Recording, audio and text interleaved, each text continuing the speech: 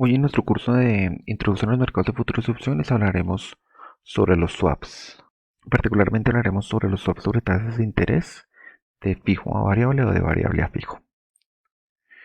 Primero entender que un contrato swap es un acuerdo para intercambiar flujos de efectivo en el futuro.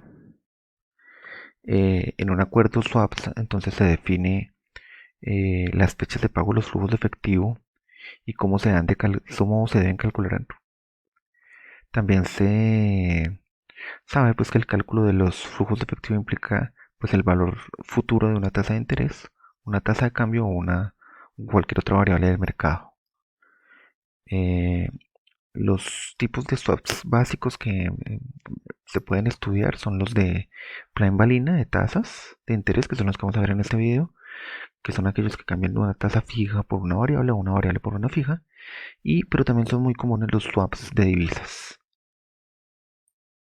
Entonces, un swap de tasa toma como partida una tasa de interés LIBOR, que es una tasa intercambiaria de oferta de mercados en el mercado de Londres. Es una tasa referencia en el mercado mmm, que luego permite indexar otro conjunto de tasas en la hora de tomar pues créditos.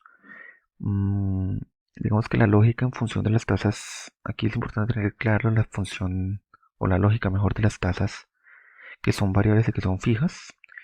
Entonces, si yo tengo una deuda en tasa fija eh, y la inflación sube, pues entonces voy a esperar que el costo de mi deuda suba, es decir, las tasas de interés que voy a pagar por la deuda van a aumentar, pero si la inflación baja, entonces ese costo va a disminuir.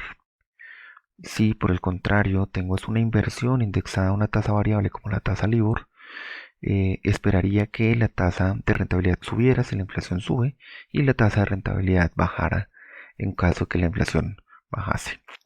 Si por el contrario estoy en una posición de deuda o en una posición de inversión con una tasa fija, pues tanto el costo se va a mantener tanto la inflación como inflaciones bajas como inflaciones altas, y los rendimientos en las inversiones también se van a mantener, digamos que estables sin cambios en función de la inflación. ¿Qué va a pasar? Pues que es posible que estas tasas de inflación superen puntos límites tanto en el costo como en las rentabilidades, lo que implicaría que, eh, pues en comparación con el mercado, mi tasa fija puede representarme un aseguramiento en el pago de flujos de efectivos, pero no necesariamente, digamos que una mejor posición en función de los costos de oportunidad que se puedan presentar en cierto momento de la economía.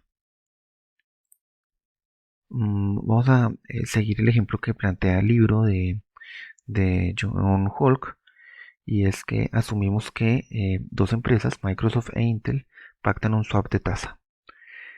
Microsoft se compromete a pagar un flujo efectivo con una tasa fija del 5% e Intel pagará entonces un flujo efectivo a una tasa variable LIBOR. Mm, digamos que en este ejemplo lo que podemos suponer es que Microsoft e Intel toman créditos de la siguiente manera. Entonces Microsoft toma un crédito que debe pagar con una tasa LIBOR más 0.1, es decir, el crédito de Microsoft está pactado en una tasa variable, mientras que el de Intel es una tasa fija. Si se colocan en cada uno en una posición del swap, eh, pues entonces Microsoft eh, se compromete a pagar el 5%, que sería una tasa fija, mientras que Intel se compromete a pagar la tasa LIBOR. Estas tasas LIBOR, recuerden que son tasas variables y que van a ir modificándose a lo largo del tiempo. Por eso no se define un porcentaje, un valor porcentual en este ejercicio, pues digamos que visto, va a tomar un valor dependiendo el momento del tiempo en el que se observe. Luego, en el mismo swap, pues Microsoft está pagando la LIBOR, eh, perdón, Microsoft recibe la LIBOR e Intel paga o recibe la tasa fija del 5%. Entonces Microsoft la paga, Intel la recibe, Intel paga la LIBOR y Microsoft recibe la LIBOR. como aquí estamos pensando, es una tasa de interés que va a pagar por un préstamo, por eso decimos que esto es una transformación de pasivos. La tasa o el pago neto que haría Microsoft pues es la LIBOR, más lo que pagaría en el swap, que sería el 5%, la LIBOR más el 0.1, que sería lo que pacta en su crédito, más el pago del swap, que sería el 5%, menos la LIBOR que recibe de Intel. Luego, LIBOR menos LIBOR le da, pues este y este se eliminan y solamente nos queda el 5% más el 0.1%. Entonces, por eso decimos que Microsoft pagaría una tasa de interés por su crédito de 5.1%. Mientras que Intel, que pactó su crédito al 5.2% con una tasa fija, pagaría la LIBOR, la tasa LIBOR que esté en el momento. Entonces, tiene este costo más este que paga, menos este que recibe que le está pagando Microsoft. Luego, el pago neto pues sería la LIBOR más la diferencia entre esta tasa fija y esta tasa fija, que serían 0.2%, ¿no? Este 5% se resta a este otro 5%, por eso se elimina. Entonces, fíjese que lo que está pasando con el swap es que Microsoft, que pactó un crédito con una tasa variable, a través del swap podría eh, transformar su crédito a una tasa fija, mientras que Intel, que pacta su crédito a una tasa fija, podría transformarlo a una tasa eh, variable. Lo mismo podríamos observar en cuanto a la transformación del activo. Suponga que Microsoft e Intel no tienen un crédito, sino tienen una inversión, tienen un activo particular que les va a rentar. Entonces suponga que Microsoft tiene un ingreso de una inversión particular del 4.7, mientras que Intel lo tiene a la LIBOR menos 0.2. ¿Esto qué quiere decir? Que Microsoft espera recibir una tasa fija, mientras que Intel espera recibir una tasa variable. Luego, en la misma posición del swap, aquí lo que está pasando es que estoy calculando un ingreso, entonces voy a decir que Microsoft pues se compromete a hacer un pago en el swap, por eso como es un pago y estamos calculando un ingreso, por eso viene negativo, menos 5%, que luego recibiría Intel, e Intel pagaría la LIBOR, que luego recibiría Microsoft. Luego esta diferencia me permite calcular una diferencia en la tasa que sería menos 0.3 más el valor de la LIBOR. Entonces a la final lo que Microsoft podría hacer al posicionarse en el swap, tomar una posición en el swap, es eh, transformar un ingreso de tasa fija por un ingreso de tasa variable. Mientras que Intel cambiaría un ingreso de tasa variable por un ingreso de tasa fija. Aquí lo importante de entender es que este ejemplo eh, pues es una explicación general eh, de lo que puede estar pasando, porque no necesariamente las dos empresas se van a encontrar directamente para negociar el cambio de las tasas. Eh, lo que va a pasar es que cada una, por ahora parte, se van a tener que acercar a un intermediario financiero que va a cobrar un interés particular o una comisión sobre los beneficios que pueda llegar a tener el intercambio. Eh, ni Intel ni Microsoft saben que el intermediario toma una posición opuesta de cobertura, no saben con quién la toma. No es relevante para la negociación. Siempre lo que vamos a ver es la negociación que hace Microsoft con ese intermediario, que luego lo llamamos el market maker. De hecho, es posible que ese intermediario ni siquiera tome una posición opuesta, simplemente asuma el riesgo. Aquí entonces lo que es interesante observar es que las tasas LIBOR, o recordar mejor que la tasa LIBOR es la tasa a la que un banco clasificado con AAA, es decir, que es casi libre de riesgo, pues adquiere sus préstamos, es una tasa de mercado a través de los cuales se pueden financiar. También reconocer que la tasa de demanda es una tasa fija que el market maker paga por recibir la LIBOR, es decir, es la tasa que el market maker eh, daría en contrapartida de recibir la tasa LIBOR en un intercambio de flujos, y la tasa de ofertas esa misma tasa fija, pero que el market maker recibiría por pagar la LIBOR. Entonces sería digamos que la opuesta, la tasa opuesta que plantearía el market maker. ¿Qué es la tasa swap? Pues es el promedio entre las dos tasas, la tasa de demanda y la tasa de oferta. Y pues la tasa swap termina siendo eh, o se puede considerar como una tasa de colocación casi libre de riesgo en un proceso de negociación. Entonces, ¿qué es lo que va a pasar?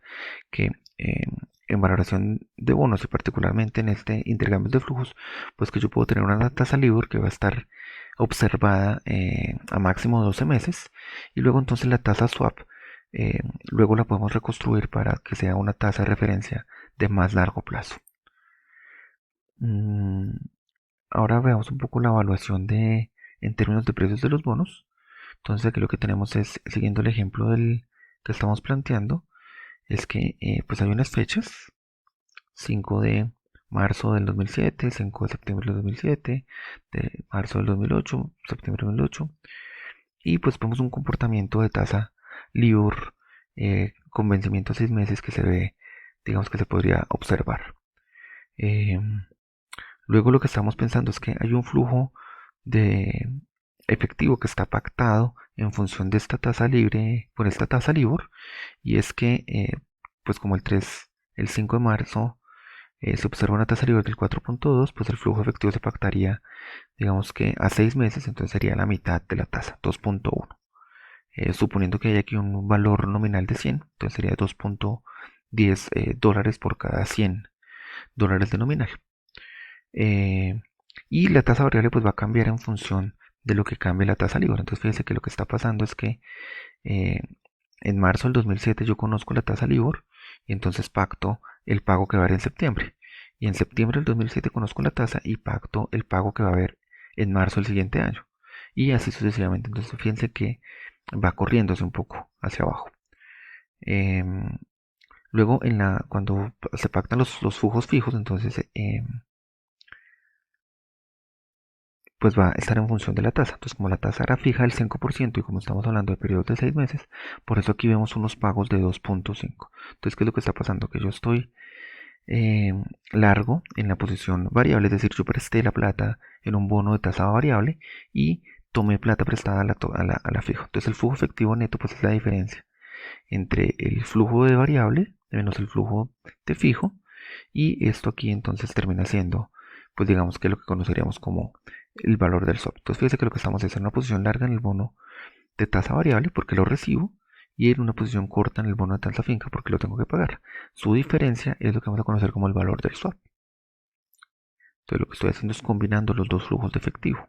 Estoy entregando este y recibiendo, no, entregando el de fija y recibiendo el de paga a la final, entonces tengo un flujo neto.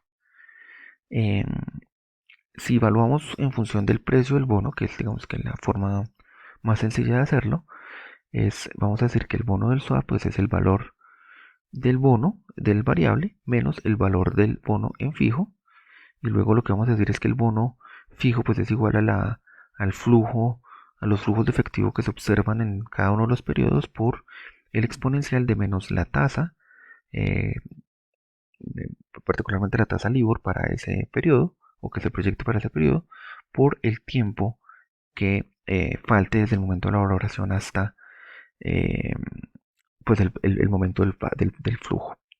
El variable entonces va a ser L, que es el valor nominal del bono, más una tasa de interés o el pago que esté pactado para el siguiente pago, por L exponencial menos R por T. En el ejemplo que teníamos anterior, entonces suponga que vamos a calcular el valor el 1 de marzo del 2008. Eso quiere decir que estamos pensando en una fecha entre esta y esta, aquí. Entonces fíjense que yo ya conozco este flujo y conozco el nominal. Por eso puedo decir que el valor del bono fijo pues es 102.34 porque lo que va a hacer es 102, o sea, el valor de este pago más el 100 nominal descontado por el tiempo que falte, y el bono fijo pues va a ser estos flujos de efectivo pendientes hasta el tiempo que sea pertinente. Luego la diferencia me permite calcular el valor del swap. Hasta ahí esta explicación sobre, digamos que la generalidad sobre la mecánica de los mercados de swaps de tasa. Y pues los invito a ver entonces el video que presenta el ejemplo que permite el análisis de lo que estamos diciendo.